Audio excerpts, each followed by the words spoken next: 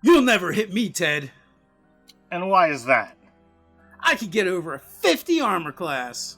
Well, that's still a 5% chance, man.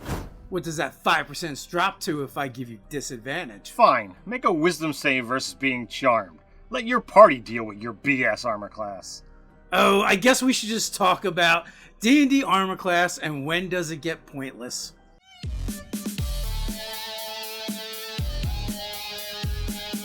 Welcome to Nerdarchy, for nerds, by nerds. I'm Nerdarchist Dave, and as usual, I'm joined by this nerd. Nerdarchist Ted. You won't need that nat 20 to keep that D&D content flowing through your YouTube feed if you hit that subscribe button. And if it's Nerdarchy videos you're after, roll with advantage to hit that notification bell.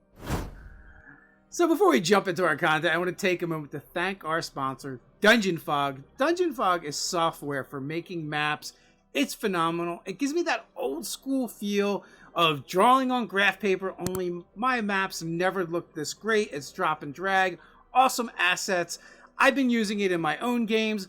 And not only that, we've been playing virtually, and I'm able to share the map, use the fog of war. It almost acts like a virtual tabletop.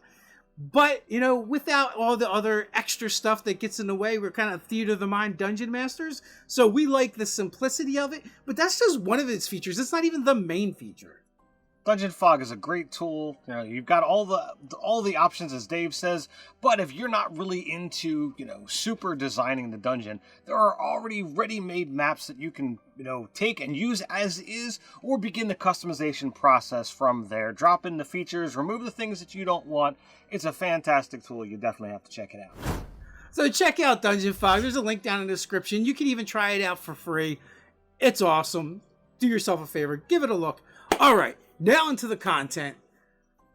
The first thing I want to know, Ted, is why does the D&D community seem obsessed with armor class? Well, when you break down, all of the statistics, a lot of people play D&D for combat.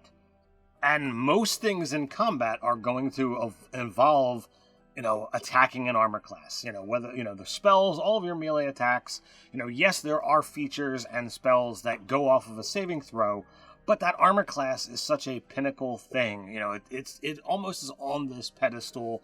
We've talked numerous times about how dexterity is like the super stat because it can boost your armor class, as well as other things. But like that armor class is just put up there. And, if you look at some of our videos where we talk about high armor classes, they get significant amount of views. The community just wants that you can't hit me design because it's that safety factor. That's that threshold between do I take damage or do I not? Saving throws, it could be safe for half damage, but if I miss your armor class by 1, all right, I miss entirely. I'm avoiding all the damage.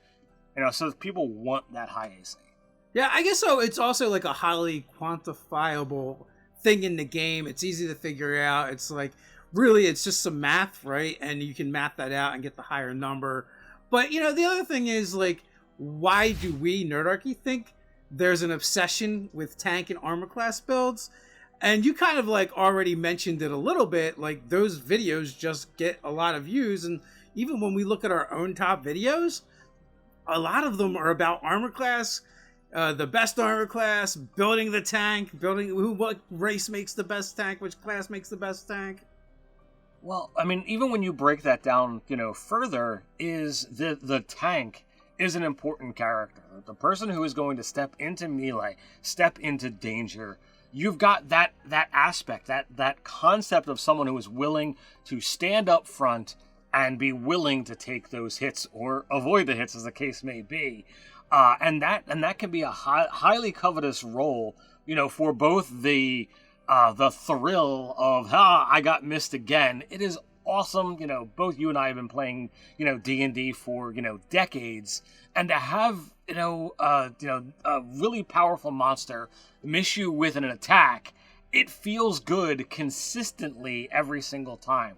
So when you have that high armor class and you're like, nope, that missed too, like, it just gives you a smile. In my most recent session, I had a character who has a high armor class.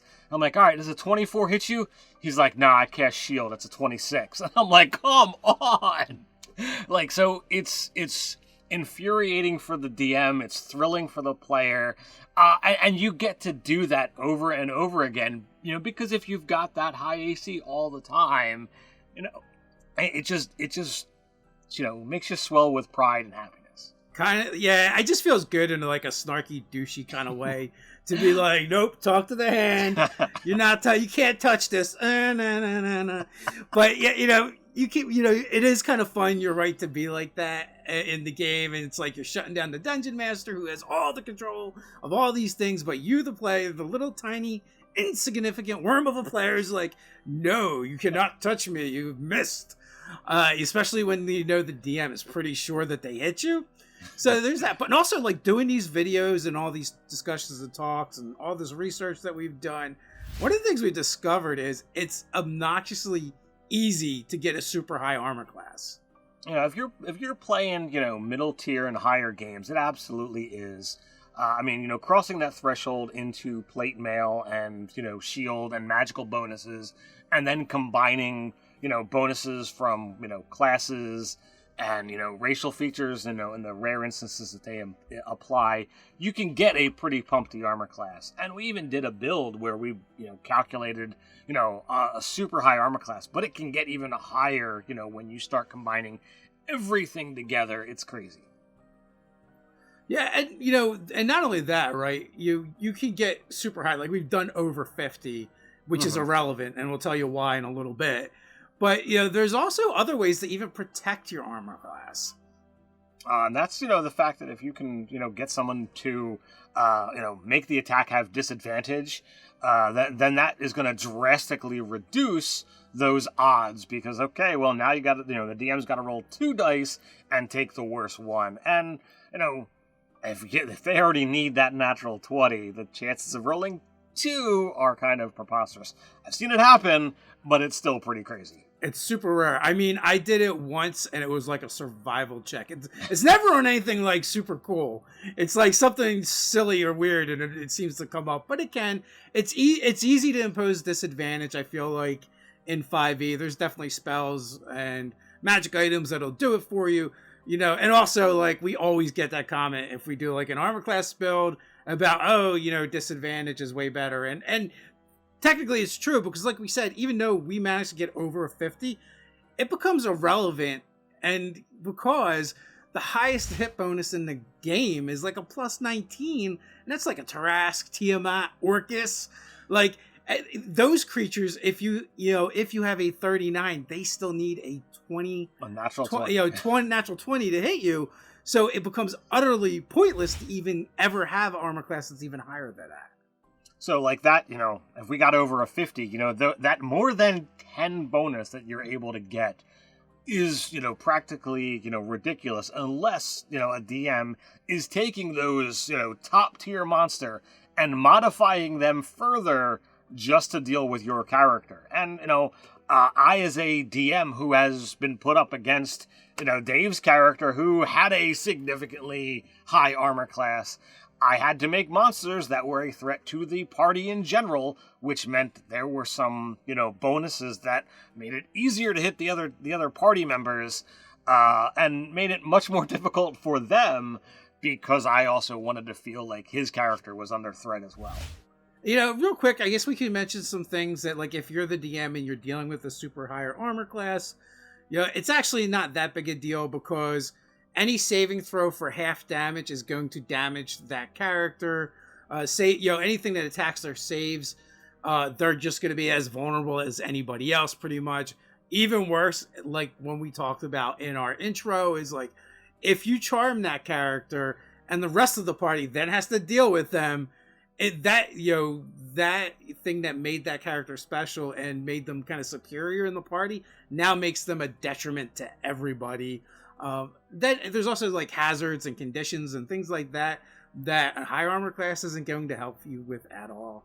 And when you start going in that direction, you can even, unless you're playing outside the scope of point buy or standard array, every character is going to have a lower stat or a dump stat. And there are a number of effects, regardless of which one that is, that are going to hinder that character, that you can directly attack that. And that is one of the things that I love about, the 5th edition, mindset, is if you play with that point buy or the standard array, then there are going to be those weaknesses, giving the DM a way into your character, for those moments when, hey, you're really trying to game the system. Well, I'm going to game it right back at you. Oh, also too, I feel like at a certain point, if you have this unhittable character, there's a good possibility monsters will start ignoring you, because it's like, it becomes pointless. Intelligent ones anyway, they're like, I cannot get through this guy's defenses. I'm better off like beating this other character to death and maybe taking a hostage or something. Getting one of the other players down and then holding a knife to their throat.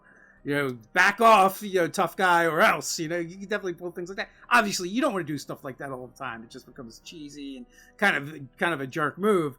But these are definitely things you can throw in there to spice it up every once in a while. As a DM, you have to look at the scenario. You have to look at what's there. And, again, as Dave says, with intelligent foes, with intelligent monsters, they are going to acknowledge and be able to read the situation.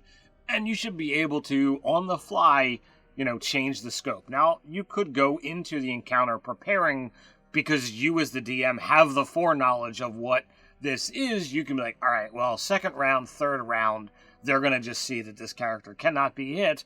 I'm going to do this instead. Switch over into a, attacking somebody else, doing one of these alternate tactics, grappling, or possibly fleeing to, find an advantage upon another time. So there's definitely ways that you can exploit that situation to your advantage rather than allowing it to go in the advantage of the player. If you haven't gotten enough content about Armor Class, you might want to check out that video I previously mentioned, the Unstoppable Armor Class build right here. Enjoy these discussions? Become a Nerdarchy patron and join them live during our weekly patron-only live chats. But that's not all we do. We create monthly content for players and DMs alike. We do monthly giveaways that our patrons automatically entered in, and more. So until next time, stay nerdy.